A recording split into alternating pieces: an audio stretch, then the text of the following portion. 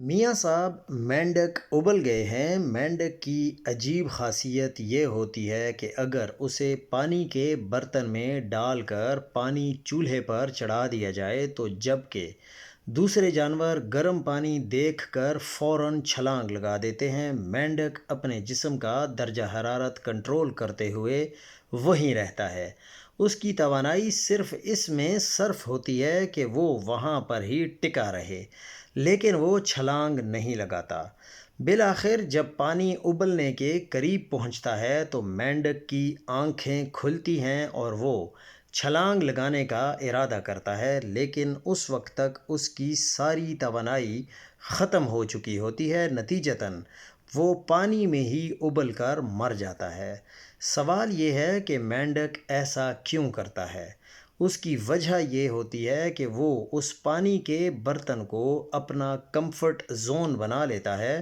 وہ چھلانگ لگانے کی بجائے وہاں ٹکے رہنے میں عافیت سمجھتا ہے اور خود کو تسلی دیتا رہتا ہے کہ پہلے بھی پانی اتنا ہی گرم ہوا کرتا تھا تو اب کیا نیا ہو گیا۔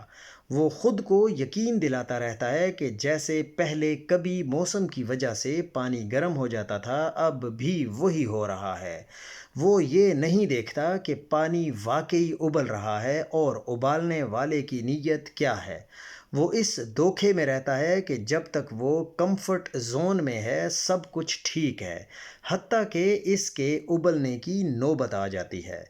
یہ ججز جو اب استعفیٰ دے رہے ہیں وہ بھی اسی طرح کے مینڈک تھے۔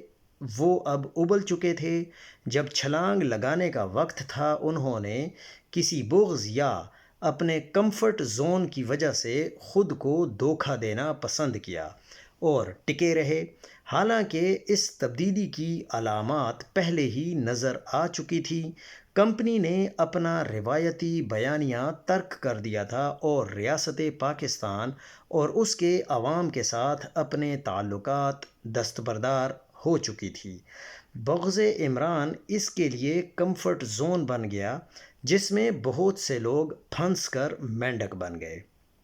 انہوں نے خود کو تسلی دینا شروع کر دی کہ یہ سب تو پہلے بھی ہوتا آیا ہے، کون سی نئی بات ہے۔ یوں مل کر وہ سب 2018 سے ٹرٹراتے آ رہے تھے، حتیٰ کہ ان کی ساری توانائی ختم ہو گئی۔ جب نواز شریف کو بستر سے اٹھا کر قومی اسمبلی لایا گیا تو اس کے چہرے پر ہوائیاں اڑ رہی تھیں اور تمام ووٹ دینے والے بھی اس حقیقت کو سمجھ چکے تھے کہ اب تو سب ہی ابل جائیں گے، لیکن اب وہ بھی مینڈک بن چکے ہیں جو اپنے حوصلے سے چھلانگ لگانے کی بجائے اندرونی خوف کے باعث ڈگمگاتے جا رہے ہیں۔ جب ان کے لیے چھلانگ لگانا مشکل ہو رہا ہے تو پھر بیچارے پٹواری، جماعتی، جمعیتی اور جیالوں کی کیا ہمت ہوگی جو کہ خود بھی چھوٹی چھوٹی مینڈکیاں ہیں۔